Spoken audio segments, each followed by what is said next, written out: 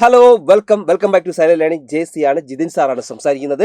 മക്കളെ, നമ്മുടെ എക്സാം അടുത്തുകൊണ്ടിരിക്കുകയാണ്. അപ്പോൾ ഒരുപാട് ഇമ്പോർട്ടൻ്റ് ആയിട്ടുള്ള ചോദ്യങ്ങളും അതിൻ്റെ ചില ഉത്തരങ്ങളും നമുക്ക് എന്ത് ചെയ്യാനുണ്ട്, ഡിസ്കസ് ചെയ്യാനുണ്ട്.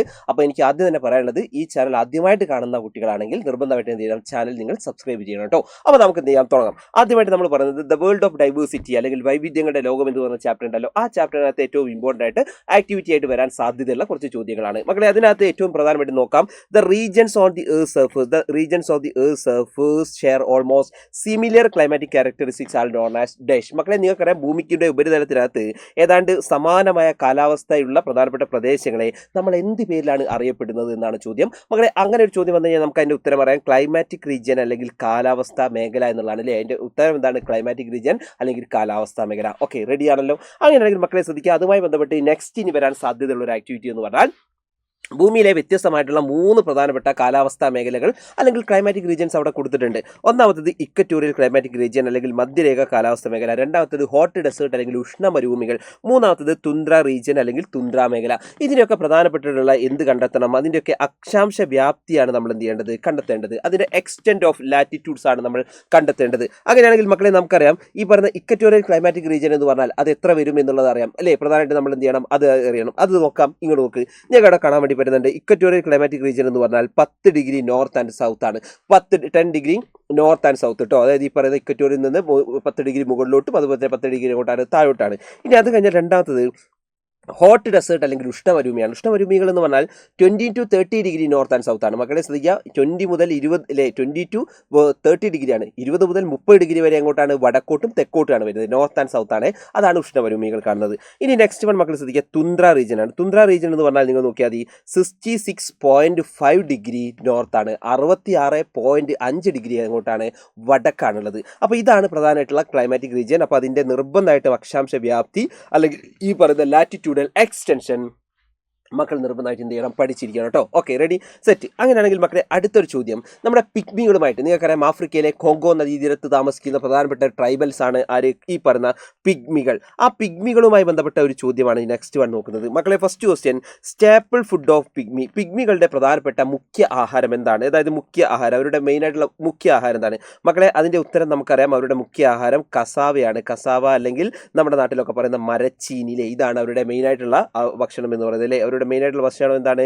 കസാവയാണ് കേട്ടോ. കസാവയാണ് എന്നുള്ളത് നമുക്കറിയാം കേട്ടോ. ഓക്കെ, ഇനി next one, write any 2 features of Congo basin in Africa. അടുത്ത ചോദ്യം എന്ന് പറഞ്ഞാൽ കോങ്കോ നദി, ആഫ്രിക്കയിലെ കോങ്കോ നദീതടത്തിൻ്റെ ഏതെങ്കിലും 2 സവിശേഷതകൾ എഴുതുക. അതാണ് നമ്മൾ പറഞ്ഞത്. അപ്പോൾ നമ്മൾ ഇനി അതിൻ്റെ പ്രധാനപ്പെട്ട സവിശേഷതകളാണ് ടെക്സ്റ്റ് ബുക്കിനകത്ത് ഒരു 3 എണ്ണം കൊടുത്തിട്ടുണ്ട്. നമുക്ക് ഏതെങ്കിലും 2 എണ്ണം എഴുതിയാൽ മതി. അതിനകത്ത് ഫസ്റ്റ് വൺ നിങ്ങൾക്കറിയാം, ഈ പറയുന്ന ആഫ്രിക്കയിലെ കോങ്കോ നദീതടത്തിൻ്റെ പ്രധാനപ്പെട്ട ഫസ്റ്റ് പ്രത്യേകത എന്ന് പറഞ്ഞാൽ നിങ്ങൾ നോക്ക്, high atmospheric temperature through out the year and daily afternoon showers with thunder and lightening. മക്കളെ, നിങ്ങൾ കാണാം, ഇവിടെ ഈ പറയുന്ന വർഷം മുഴുവനും നല്ല ഉയർന്ന അന്തരീക്ഷ താപമുണ്ട്.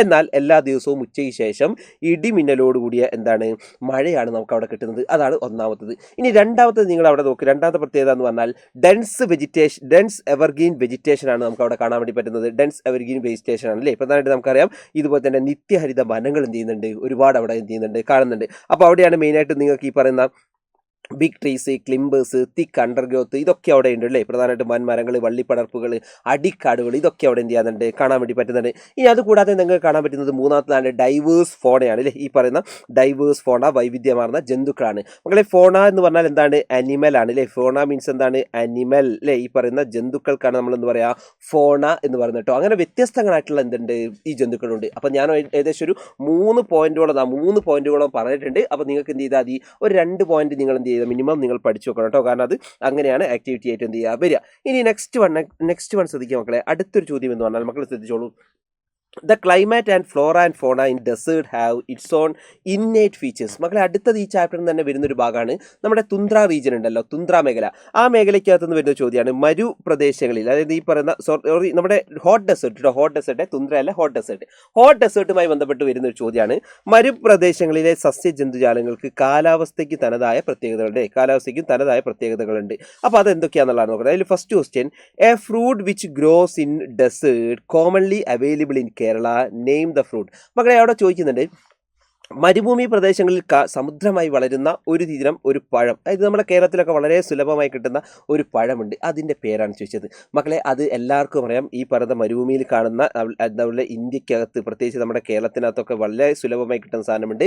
അത് വേറൊന്നല്ല, അത് ഈന്തപ്പഴം തന്നെ കേട്ടോ. ഈ പറയുന്ന ഡേറ്റ്സ് തന്നെയാണ്, ഈ പറയുന്ന കാരക്ക അല്ലെങ്കിൽ ഈന്തപ്പഴം എന്നൊക്കെ പറയില്ലേ, അത് തന്നെയാണ് ഇത് അതിൻ്റെ ആൻസർ കേട്ടോ. ഇനി next one, write example of vegetation in desert. അടുത്ത നമുക്ക് ചോദ്യം, മരുഭൂമിയിലെ സസ്യജാലങ്ങൾക്ക് ഉദാഹരണം ഇതാണ്. മക്കളെ മരുഭൂമി എന്ന് പറഞ്ഞാൽ അവിടെ മെയിനായിട്ട് കാണുന്നത് കാക്ടി അതുപോലെ അക്കേഷ്യ, ഈ രണ്ടെണ്ണം മെയിനായിട്ടുള്ള അവിടുത്തെ വെജിറ്റേഷൻ ആണ് കേട്ടോ.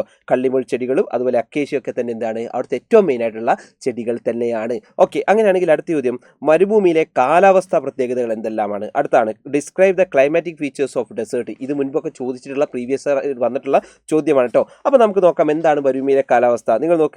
നിങ്ങളാക്കാം, the day temperature is very high and night are cool here. അവിടെ കാണാം പകൽ താപം വളരെ കൂടുതലാണ്, രാത്രി താപം എന്താണ് വളരെ കുറവാണ് അല്ലേ. ഇനി ഉഷ്ണകാലം ചുട്ടുപൊള്ളുന്നതാണെങ്കിലും ശൈത്യകാലത്ത് വളരെ കുറഞ്ഞ അന്തരീക്ഷ താപമാണ് അനുഭവപ്പെടുന്നത്. അവിടെ കാണാം, summer are very hot but very low temperature is experienced in winter, so the amount of rainfall is very less here അല്ലേ. മഴ തീരെ കുറവാണ്.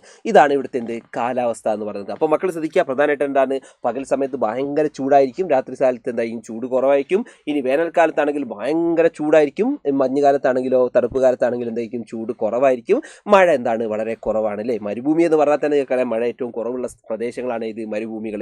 അപ്പോൾ ഇത്രയുമാണ് മക്കളെ ഇതുമായി ബന്ധപ്പെട്ട്, ഈ ചോദ്യവുമായി ബന്ധപ്പെട്ട് നിങ്ങൾ എഴുതേണ്ടത് കേട്ടോ. ഇത്രയുമാണ്. അപ്പോൾ ഇത്രയും ആക്ടിവിറ്റീസ് മക്കളെ ഇമ്പോർട്ടൻ്റ് ആയിട്ടുള്ള ആക്ടിവിറ്റീസ്, നമ്മളിപ്പോൾ പറഞ്ഞിട്ടുള്ളതൊക്കെ ഇമ്പോർട്ടൻ്റ് ആയിട്ടുള്ള ആക്ടിവിറ്റീസ് ആണ്. അപ്പോൾ ഇതൊക്കെ പഠിച്ചാൽ നിങ്ങൾക്ക് എന്ത് ചെയ്യാൻ പറ്റും, വലിയ മാർക്ക് നിങ്ങൾക്ക് സ്കോർ ചെയ്യാൻ പറ്റും മക്കളെ. ഇത് മാത്രമല്ല നമുക്കിനി പഠിക്കാനുള്ളത്. ഇനിയും നിങ്ങൾക്ക് ഇതേപോലെ തന്നെ ഒരുപാട് ചാപ്റ്ററുകളുണ്ട്, 12ഓളം ചാപ്റ്ററുകളുണ്ട്.